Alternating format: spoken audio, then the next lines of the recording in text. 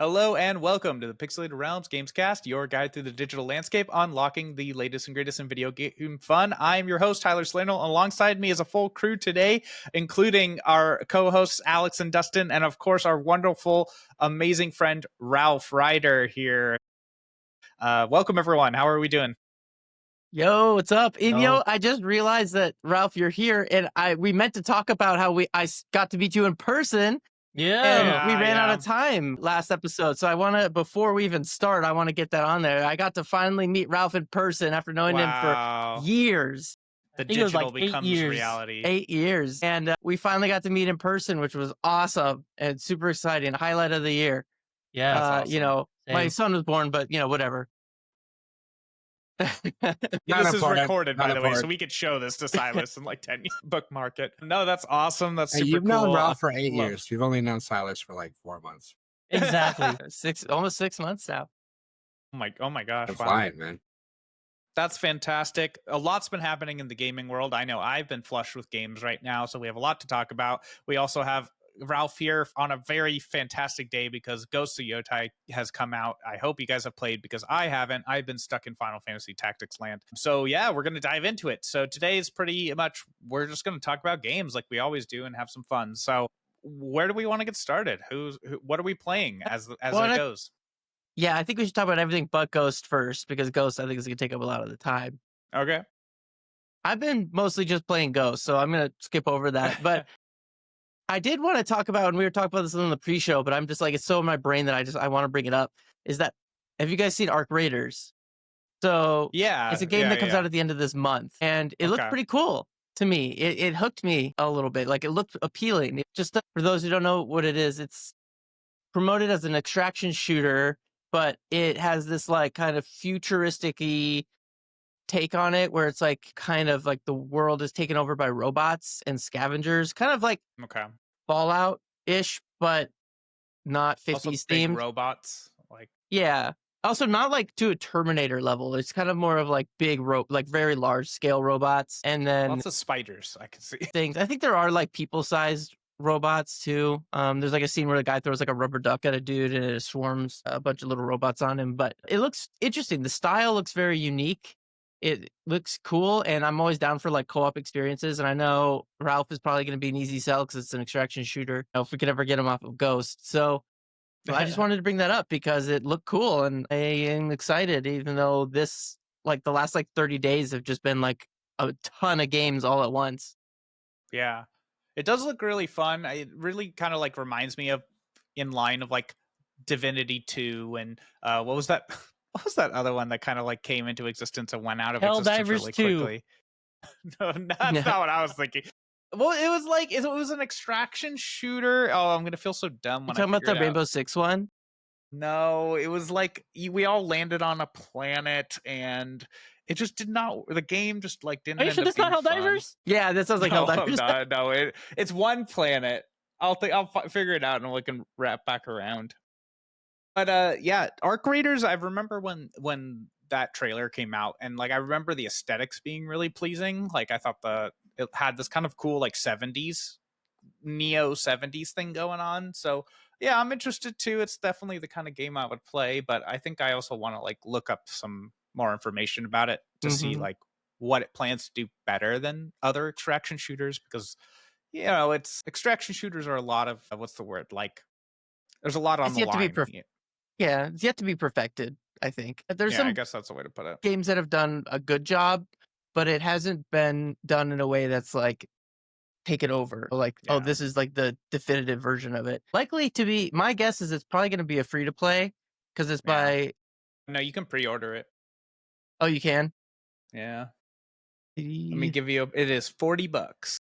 Oh, you're right. Okay. No. Also, actually, that's not to worry anyone, but Nexon is somehow associated with it, which is not good news usually. Yeah, they're the ones that everybody hates, huh?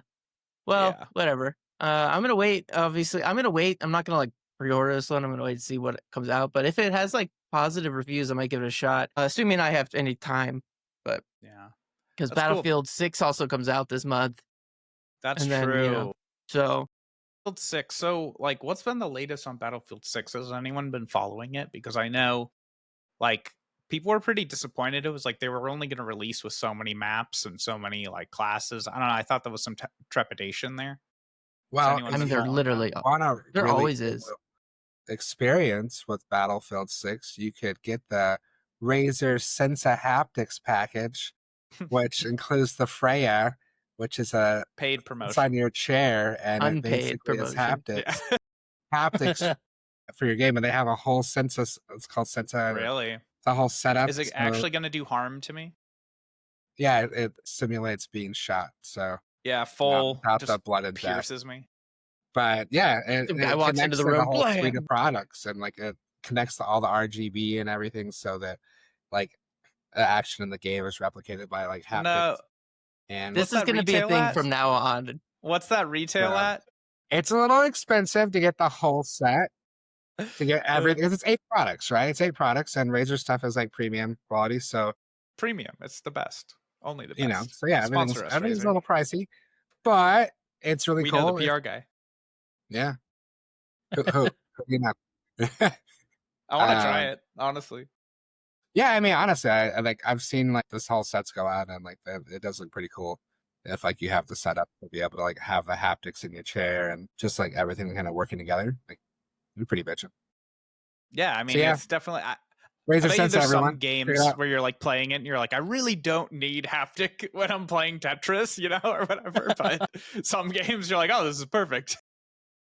Well, yeah, the Sensa stuff works on a number of games, but the 2 that we announced recently, it's Battlefield 6 and Borderlands 4.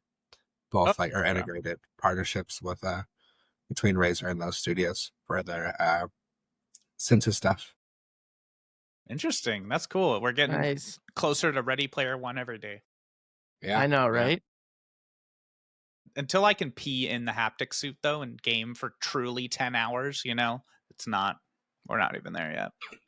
Until You don't have it'll work me out. That's what happens in the book. He literally he has one of his like haptic suits works out for him like while he was like doing shit. Like Yeah. he's sleeping or something.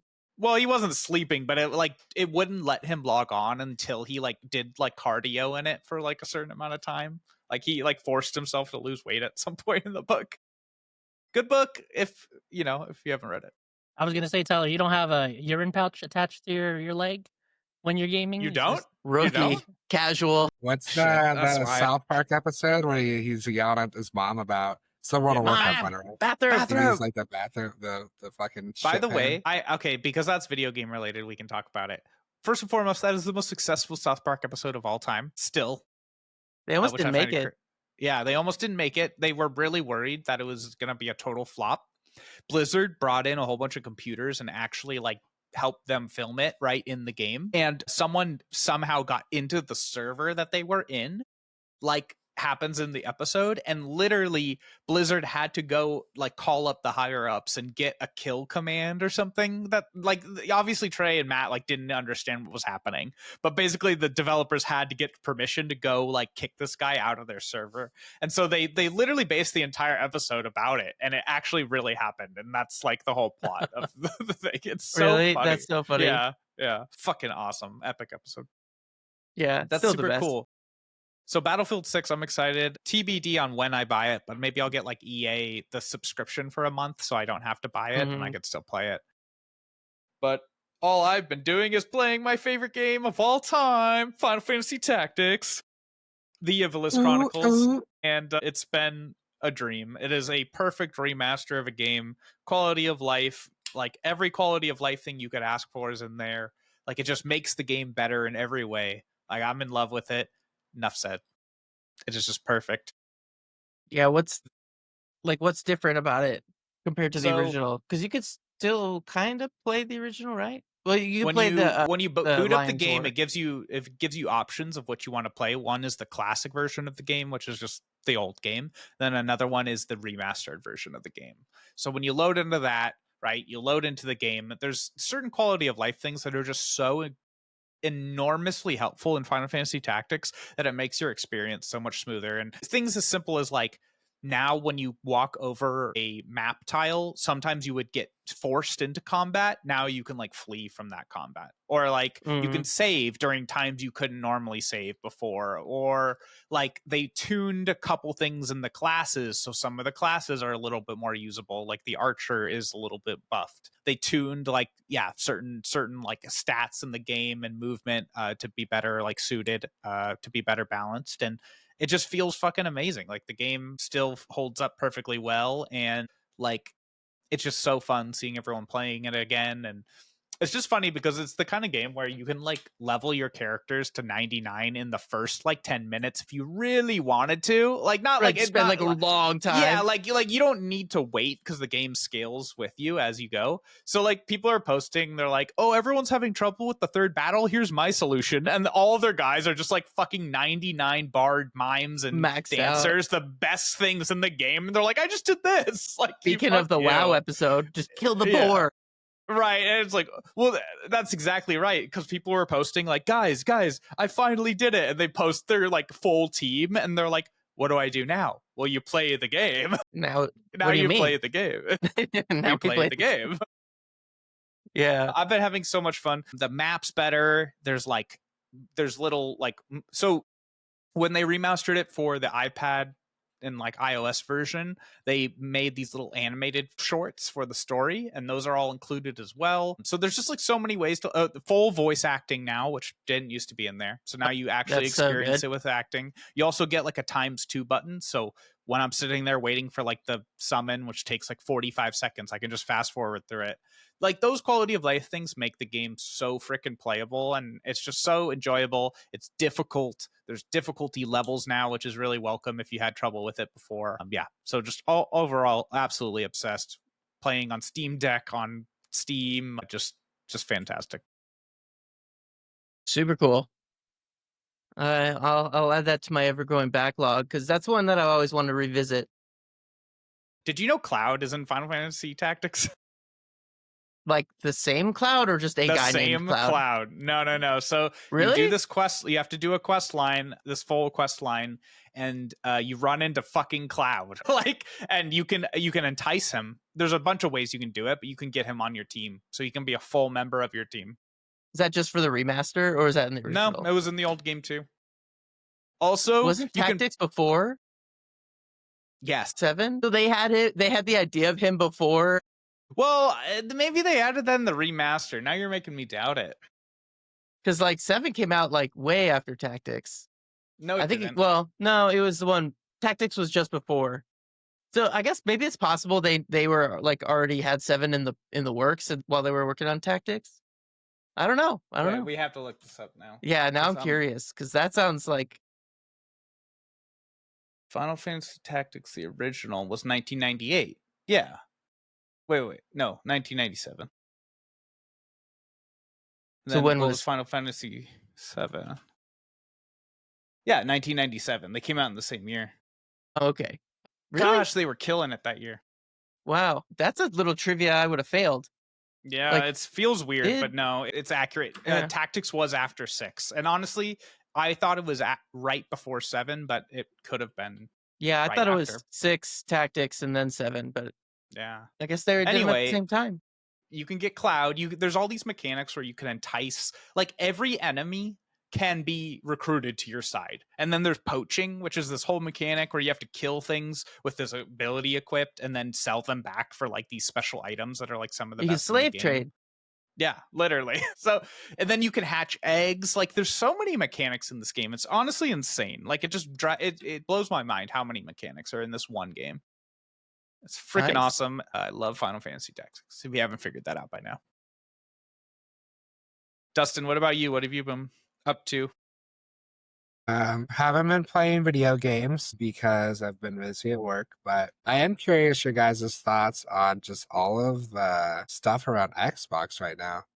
Like IGN, like all these people are just talking about like, is this the end of Xbox hardware? Because they're going to the cloud gaming. Yeah, and then they like, their prices obviously shot up on their systems. I think it's kind of not unfair. They also raised the price of Game Pass as well. So there's just been like some pretty rough things in the news for Xbox the last couple weeks. I mean, I think it is worth like trying to, like they're already behind. They're already behind PlayStation, right? In terms of like the console war.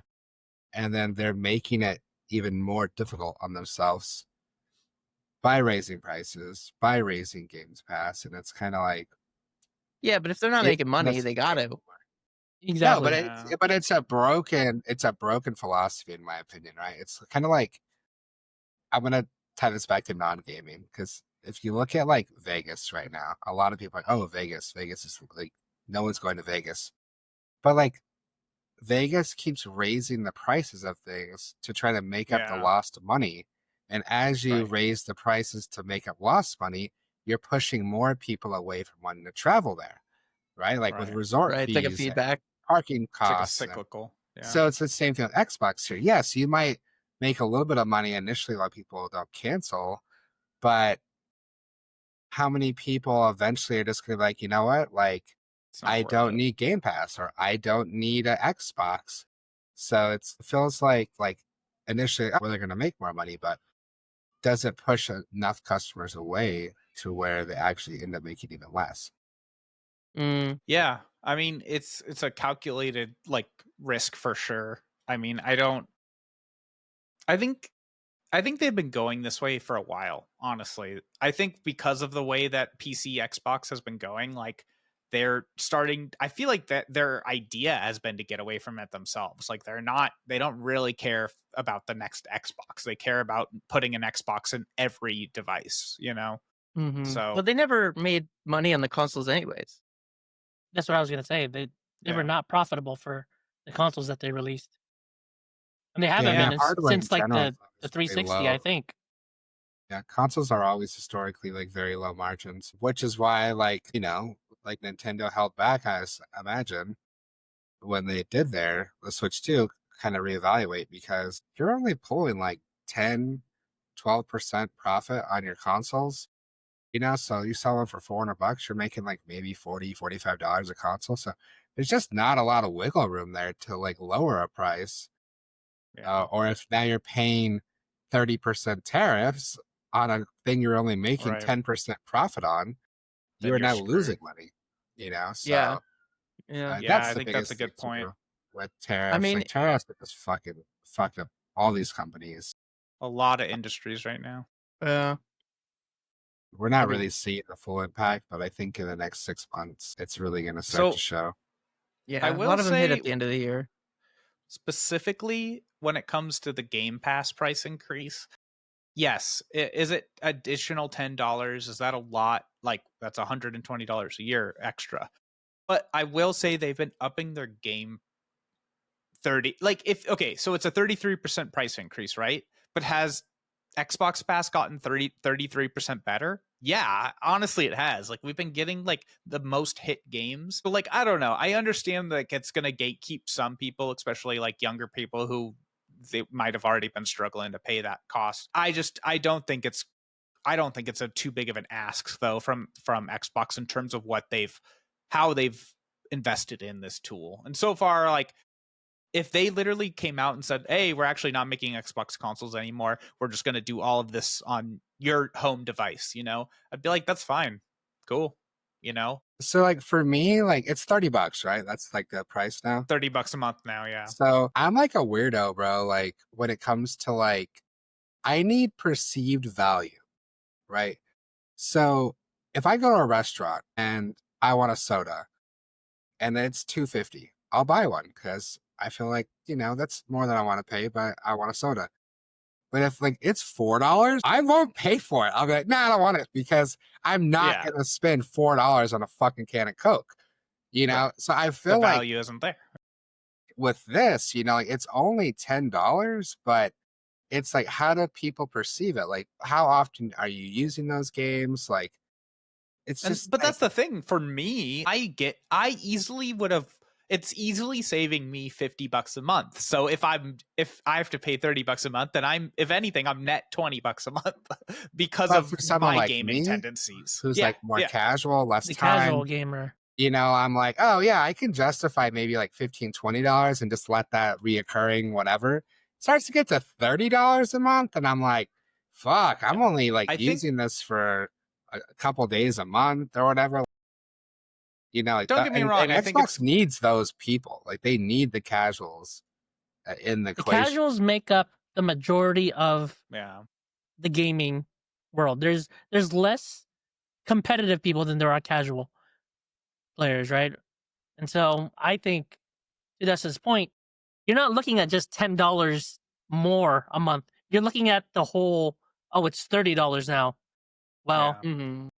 the point of Game Pass was to, try and see if I like see if I like the games and whatnot, and then continue to pay for it.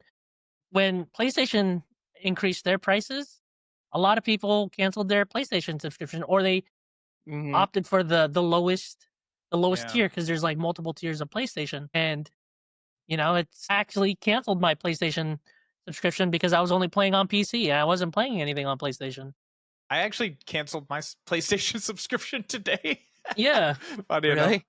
Yeah, because it was like it sent me a reminder, and I was like, oh yeah, I'm not using it. Yeah. When where are the good old days when the fucking access to the internet on your console used to be free because you're already paying your Yeah, that's why you play on provider. PC. Yeah, on Well, Steam. Xbox was never Xbox was free never because free. Xbox PlayStation had used to You their needed gold. Xbox Live. Yeah. Yeah. Yeah. But I'm looking at my account right now. It's only $12 a month for the normal, but I don't know if that is the old I think it one. was the premium is $30 a month now. It's the premium, which includes like all their extra stuff is 30. So it's like I'll pay $12 a month, no problem, and just not For get the base. Yeah. It's pulling up the my Steam console games. and cloud gaming. So it's like that. I get it. So I get like if they're gonna add their cloud gaming and all this other shit, and they're adding additional features, and then they're like, oh, we're increasing the price because now everybody gets cloud gaming or whatever on your consoles and stuff. Yeah, I would like if they were to make just the PC version $30 a month, I would probably cancel it too because I play it fairly regularly, but not a game every 2 months, a $60 game every 2 months, right? Especially because it's like, yeah, I have Steam and I have PlayStation, so it's like I'm kind of split. It's that same like problem with like streaming services when you're like I'm split among so many different places. Even though like realistically like $30 a month, you probably spend more than that. But I would say like a slightly more than casual gamer probably spends about that a month on games. Um like whatever's in between casual and hardcore. Yeah, I mean it just Like a depends. power If you're player. an adult with a job, like you're probably gonna have a more Yeah. leeway than if you're a teenager.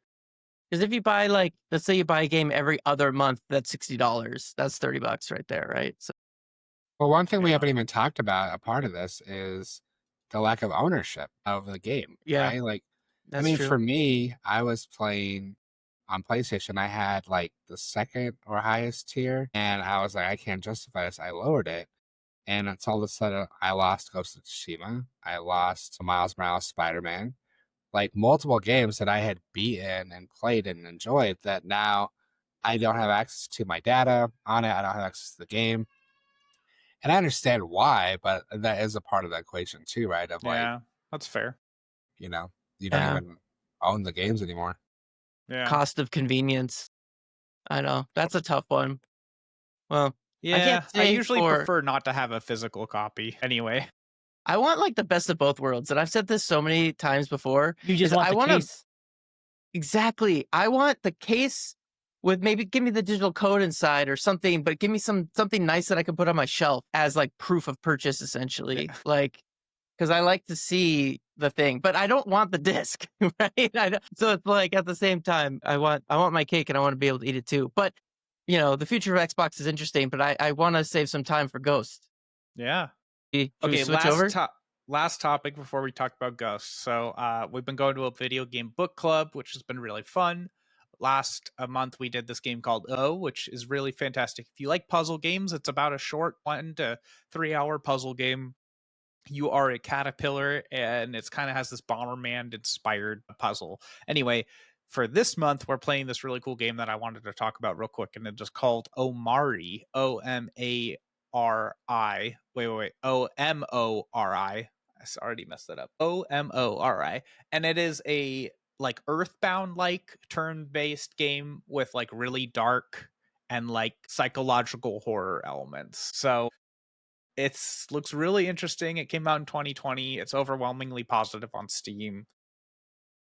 And It's I'm got that looking like forward to it. Undertale Yep. kind of look to it, where it's like kind of Atari retro, but with like vibrant colors.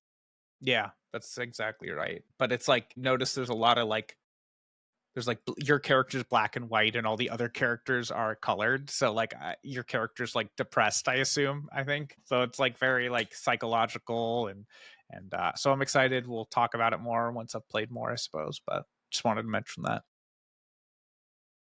But yeah, so the big news is Ghost of Yotai has come out.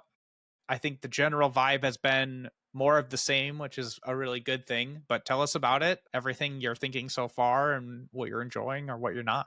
I'd love to hear about it. Yeah, Ralph, you go first.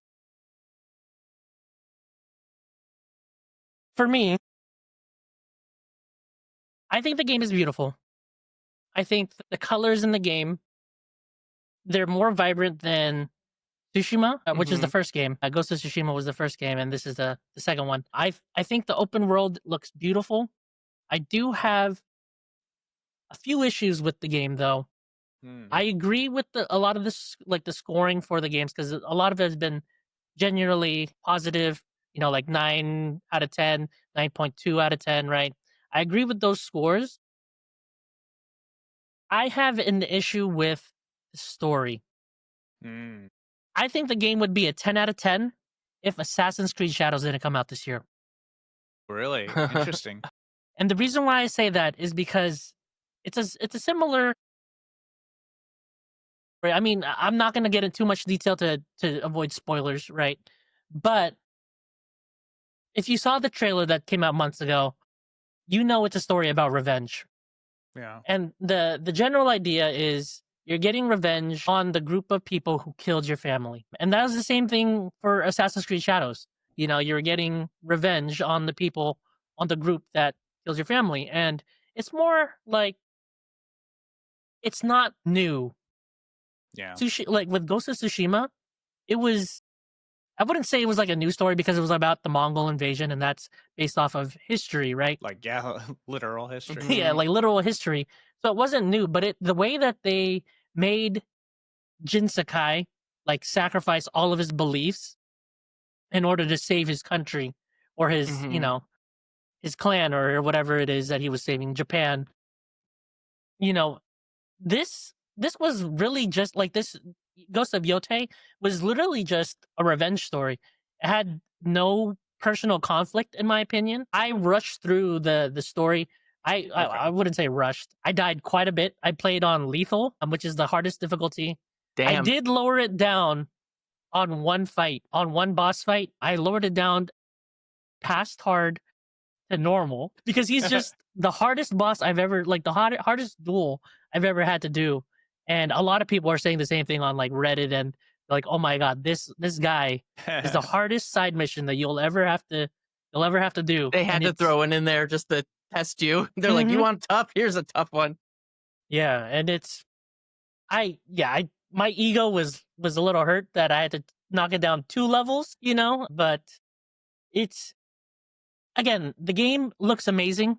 It'd be a 10 out of 10 if Assassin's Creed Shadows didn't come out this year, because Assassin's Creed, they did a lot of things better than Ghost of Yotai. For example, like the assassinations, which makes sense. Assassin's Creed, that's what you're known for. Sneaking around is also better in Assassin's Creed. The parkour, in my opinion, is a lot better.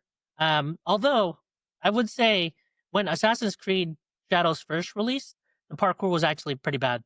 They had to do updates to it, and they made it a lot more fluid. Here in Ghost of Yotai, I feel like you point in the direction that you want to go, and it gets stuck. Like it still won't try to reach for the next cliff or things like that. Yeah. I've had that happen a few times too. Yeah, where like there won't even be, it'll like literally be a ladder of rocks and it'll like get stuck like halfway. Mm-hmm. And it'll be like, and I have to go down and then back up. Yep. And so it's I don't think it's, when it comes to the parkour stuff, I think Assassin's Creed Shadow did a little bit better. Even Ghost of Yeah. Tsushima did better because I don't feel like I ran into that with Ghost. But as a Ghost of Tsushima fan, I think the combat has exceeded my expectation of it's Ghost of Tsushima plus more. Wow. What's different? So in Ghost of Tsushima, you had a single katana. You had 4 different stances to fight the different types of enemies. Those stances are now gone. But to replace that, you now have 5 different weapons that you use on different types of enemies. And then they also have skill trees in this game, which most games do, like these types of games. And you have to upgrade your skill tree for each weapon. You basically get achievements for upgrading them all like fully and things like that. Which brings me to my next point. I think it's actually too much. I do like the weapons combat, but upgrading them all is repetitive because in order to upgrade your item, you have to essentially bow at a shrine. So you have to find a shrine and you have to bow to learn a new technique. I think it's just way too repetitive. Because the weapons are just one part. You still have to do your assassination tree. You have to do like other types of trees, right? And I think I saw, like, I was reading and there was like over 60 like altars that you have to that you have to bow at. It's very like Breath of the Wild of them. Yeah. Yeah. My next point was that the map is too condensed. It's an open world, but they put too many things right next to one another. There's like a shrine that you get like a charm for, but then within that shrine, which is a jump puzzle, by the way, I hate jump puzzles. That's why I quit Destiny. That's why I quit Destiny. I hate the jump puzzles. But there's jump puzzles, but within that jump puzzle, there's a different thing, and if you don't complete it on your first time up, or if you don't know about it your first time up, you have to do it again. And I was not a fan of that. Yeah. You know, I want to be able to have things spread out, which I think Assassin's Creed did a better job, in my opinion, where they had things a little more spread out. They didn't have too many like side quests, essentially. Yeah. Because I think there's like maybe 8 or 9 different things that you have to search for in the open world in order to upgrade some sort of thing within the game. And it's a lot. So if you plan on platinuming this game, good luck. But all in all, I'm still very impressed with the game. But I don't know if I'm impressed with the game because I'm such a Ghost of Tsushima stan, or if the game really did, do justice. Like I said, if I'm comparing it to 2 games, I'm comparing it to Ghost of Tsushima and Assassin's Creed Shadows, and I think it's rightfully scored at like 9.2. Okay. That's good to know. I agree with everything. Alex? I agree with everything you say, but I still think it is, I mean, like you said, like it's still like absolutely amazing game, like up 9 above. And I think that's actually one of the things that it's kind of fighting itself, because Ghost of Tsushima is probably undeniably one of the best games ever made. It, like, if I was, like, it's definitely makes the top lists of things. It would make the Hall of Fame, that kind of thing. So comparing any game to that sucks, right? Like, how do you follow up a game that was near perfect, right? Without, like but keeping it similar that's the hard enough. part of a sequel, right? That's the thing. And so I agree with everything you said. So like the story was not as impactful. Like Atsu is no Jinsakai, right? Like, to me though, so like in Ghost 1, because I don't want to say Tsushima and Yotai 1,000 times, so I'm going to say Ghost 1. In Ghost 1, Jin Sakai was the main character. In 2, I think the map is the main character. Ezo is the main character. I agree. So you, as Atsu, are just the manifestation of this land. And everything that the story points to is about this countryside. Essentially, it takes place in the north, a northern island above Japan's mainland, and it's kind of considered like the countryside ish. Like Tokyo's like the city, the mainland's like more city, and so like if you live up in this area, they kind of suggest like you're like a farmer. It's like country. Right. It's more rugged. There's not as many niceties and things like that, right? And so you're trying to get away from the shogun's like rule and things like that. Like, so the people prefer their freedom and all these things. So they make like a very big point on like the country and the beauty of it and the aesthetics and soaking up in the culture of that area. That's versus the mainland Japan. And so I don't even remember what the name of the island was of Ghost 1. Tsushima. It's Tsushima. It's a real place. The island is Tsushima. The island is named Tsushima. Yeah. See, there you go. I'm just stupid. Ghosts of Tsushima. Because Yotei is the mountain. He meant Iki Island, guys. He clearly meant Iki Island. Iki Yotei is the mountain, whereas Ezo is the island. Right. Okay. Because I couldn't remember if Tsushima was the island that you were on or if it was something else. Because it's been years since I've played that one. Mm-hmm. I didn't play it as much as Ralph. Ralph, played it like 1,000 times more than I did. So, silly mistake. But anyways, Ezo is the main character of this game, right? Like everything you do is around like, oh, you're helping the community, or there's this feud going on between the bad guys and the good guys, but then the civilians in between are kind of getting in the way.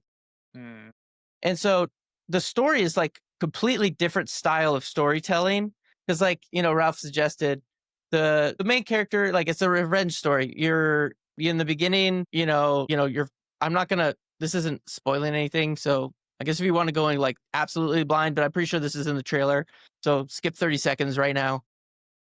But your family gets killed like in the beginning, right? Like the very, like very, very, very, very beginning, and then the whole game is just you going to kill the people that killed them. But that's it. Like, classic. There's a couple other things. I haven't completed it. I'm about halfway through, I'd say. But there's a couple of like twists and turns and things like that. But it's not like, Jin Sakai, like you said, like you were seeing him battle. being, like from the beginning to the end, you've seen him just being torn down as a person. Like every belief he's ever had is just getting stripped away and destroyed, and he's being judged for it. And by the end, he's just this ghost, right? Like that's the whole thing about it. Ralph, what did you pick at the end of Tsushima with your uncle? You asked me this question. I chose to let him live. I think I did too. I chose to let his uncle live. Yeah, me too. Live with your disgrace. Yeah. What were the other options? Kill him. Kill him? Yeah, but in this one, you start as a rogue, and I don't know, I haven't beat it yet, but and you're basically that like the whole way through, as far as I could tell. And so the only thing that changes, go ahead, at least from my perspective, because like I said, I haven't beat it. But the thing, so like in storytelling, the protagonist goes through a change, right? That's the idea of the storytelling. story. That's the and entire so idea. The only thing that I can see changing so far is the country around you. So to me, the country is actually the protagonist. Okay, now that's all that on the story. I do want to go into though, like the things that I love about this game, because I love this game. Like, don't get me wrong. Like, I know we're nitpicking here, but this is like, this is the top tier of the top tier people. So exactly, like we're nitpicking things that don't really deserve it, But so like, I want to bring in like, what are all the good things? One, the game is fucking gorgeous and knows it. Good. It is on the PlayStation, on the PS5. Like, if this was like a PC game, I think they could bump it up a notch. Certainly, like it's not the most beautiful game as far as like graphics as I've ever played, which is Hellblade 2, by the way. And that's the most beautiful game I've ever played. But Hellblade 2. Yeah, fantastic game. But as far as like, given the resources on the PlayStation 5 is fucking gorgeous. They you just, it's the classic Ghost like sprawl of flowers and beautiful landscapes and the mountains and stuff like that. And then they do such a good job as you're going through the game of like essentially like meditation in game that is reflective of like the player, like real life. They'll be like, oh, let's sing a song or let's play a song because she has I the see. what's it called, the Stinia, what the heck's it Yeah. called, the guitar. Yeah, I don't know what it's called. Fuck, it'll come to me. Yeah, I forgot what it's called. Sashana, shit, what the fuck is Samisen or it called? something like that. Samisen, that's it. You're Yeah, right, Samisen. Samisen? It's like a 3-string guitar that they have, and so that she can play. And then she also paints and stuff. Where in the other one he meditated and played the flute, right? So like there's other things, but in this one you can go and do these other things. And it's like, okay, you go and you'll paint the landscape, and it'll be like, see the beauty in the cliffside, and here's the birds and stuff like that. And it really forces you to like pause from Yeah. the combat and all the death and destruction that you're causing around you and be like, let's just take a fucking breath and let's just look how beautiful this is and like center yourself, which I don't think enough games have moments like that. And I don't think it has to literally be so on the nose of like, we're literally meditating in this game in a way. It fits. Not enough games have those pauses where it makes you go like, this is what I'm fighting for. Right, that's the whole bit that brings it home to you. Can I ask you a question though, real quick, Alex? Yes. How many times have you done like the paint, like the drawing, like where you have to paint on your A lot. touchpad? Would you say you've done Yes. more than 10? Yes, definitely. After 10, like, are you not tired of doing that though? Well, so my personality, I'm like, I need to like, I'm a completionist kind of thing. So like, I'm Okay. going to platinum this game. So like, those kind of things don't really bother me, but I also try to do them in a manner that feels natural. So I'm not like seeking them out and be like, I'm going to do all of the things in a row and then all of these things. So like, I'll do like a main mission, then I'll do like, I don't know, 3 or 4 side missions that are not the same thing. So like, I'm not likely to do like back to back the same style thing. Like, yeah, like an altar or the painting or whatever, or follow the foxes or whatever it is. I could see it getting really annoying if I had just done like bulk side quests, because it sounds like you ran through the main mission and then went back and started doing side stuff. No, I ran through the side missions first, and I just did the main story like today while I was at work, and I beat that because I felt like I don't want to do any more side missions, and so I just ran through the main story. Yeah. Wow. So I tried to have a good balance. So I could see like if you were to like just trying to knock everything out, how that would get like super annoying. Because I try to make it feel natural. I kind of look around where I am and I'll be like, all right, I'm gonna hit a few things on the way and then I'm gonna go and do this main quest. Like I'm not trying to like do all the side missions in this area and then go do everything. So it feels a lot more natural to me, and it makes the flow seem like that kind of meditative feeling of where I'm like, I just like massacred an entire like garrison of units at like an outpost, and now I'm meditating on a rock somewhere. Like it totally feels like interesting in that fashion, but I could see how that could get like repetitive because there's a lot of it. And I do agree, like it's very condensed compared to Ghost. Because so in this one, which is different. Sorry, when I say Ghost, I mean Ghost 1. So in Ghost 1, the map was open and very large, and you could just run around. And in this one, they're broken up into sections that have a load screen in between. So it'll be like a canyon, and it'll be like, oh, you're taking the trip through the canyon. And the load screen might be an actual load screen, or it might be like a long tunnel that you have to just like go through until it loads, and then you end up on the other side, right? Like a long canyon or something. So they're like kind of loaded. Also, there's like, you can go up to the mountain, you'll go into like a crack in the wall, and then it'll like shoot you up like miles, later. So, which was not like in Ghost of Tsushima. That one there was no load screens like that. And when I say load screen, I don't mean like it's literally showing you like a load screen, but like a delay. Transition. Yeah, transition. That's a better way of putting it. It's like transitioning. I And think, so it feels a little more yeah, condensed because of that, because it's like, oh, you're in this section, you're in this section, you're in this section, as opposed to like the sections are butt up against each other. so it feels more like free flowing. So I will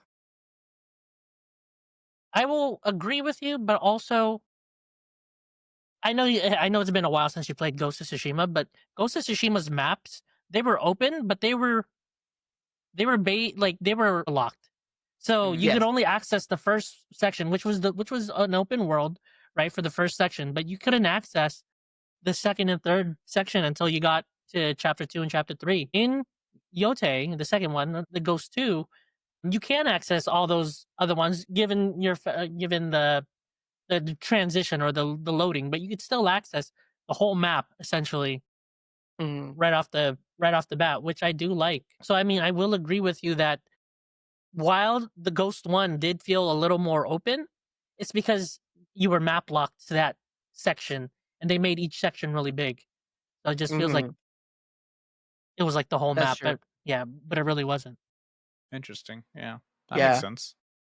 So overall impressions are that it's fantastic, absolutely worth the play, but maybe not exactly meeting the reputation of its first game. But who knows? Maybe they'll throw some patches in and add some updates or The something. And DLC, is they're there a gonna have a DLC? deal. Yeah, I think they're gonna have Yeah, a they'll have it. DLC. Like come February, they're gonna release a DLC. Kind of Yeah. like with Yeah. Iki Island, and Iki Island was like a really great It was a game. DLC for Ghost One, and so I expect big things. I do like all the. I don't know if you've seen all the Easter eggs yet for Ghost Two, but they have lots of Easter eggs, and it's The first one? Or just they in have general? yeah, just in general, like PlayStation general. I haven't yet. But yeah, they do have Easter eggs of the first one as well, and it's actually one of the side quests to do some Ghost One stuff. So Cool. Awesome. I love to see that stuff. yeah, Yeah. I Super. think I mean, it's hard because Ghost 1 was like a 10 out like a straight 10 10 out out of of 10. 10. Like there was no doubt. Nobody had any doubt about that. This one is like a 9.5, which is still fucking awesome, right? But it's like Yeah. everybody wanted that 10 out of 10 again. But I mean, so like, It's like you know, losing the Super whatever. Bowl. It's like you still came in second. You're still the second best person in the Yeah. league. It almost feels worse. Yeah, yeah. I'm also can't wait to see what they do with Legends. I still think because that's supposed to come out like next year, but I wish they would come out with a standalone Legends. Like I would totally, and then you just have like, oh, we have a Yotai, you know, thing, and they just like live service the shit out of that and just add more onto it or something. I don't know because that game is so good or was so good that like it deserves it. I don't know. What do you think as the Legends master?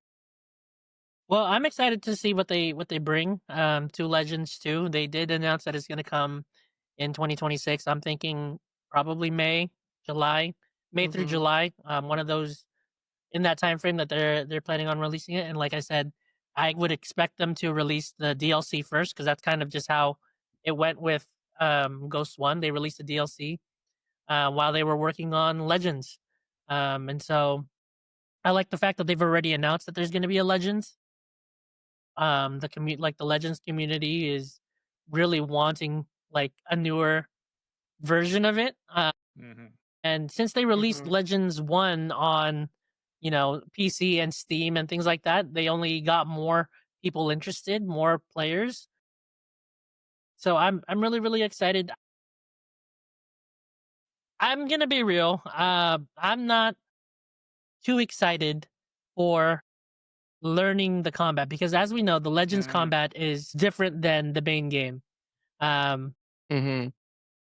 I'll be surprised to see if they or which character models too, because in Legends One they used Jin Sakai as like the main model, but they also had like side characters come in. Like Yuna was the archer, so I'm excited to see what characters they use for the different Hmm. types of characters we're gonna have in Legends. I will say, last thing on Yotei is I think the masks are beautiful.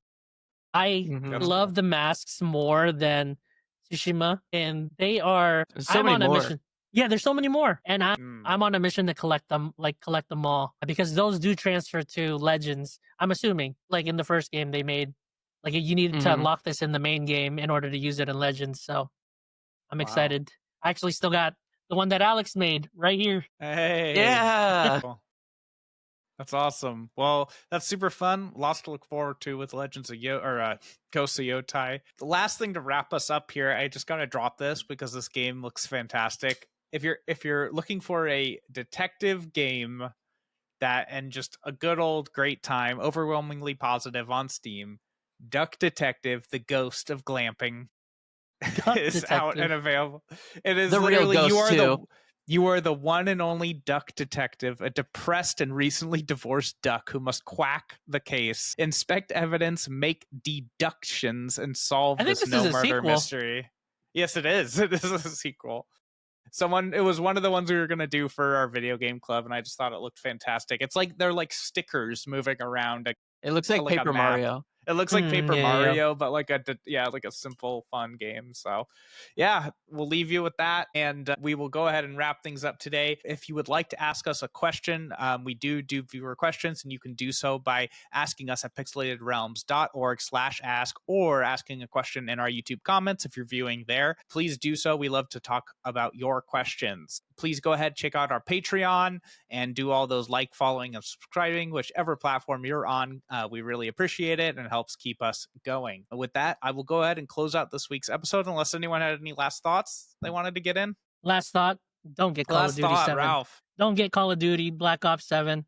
Horrible. Don't do it. Horrible. Just Horrible. don't do it. If you take anything away from this episode, that's it. Just don't buy 7. Don't buy Call of Duty 7. Horrible. Don't do it. Don't buy any of the Black Ops ones. Don't buy any of Dustin, them. did you have something? No, I'm good.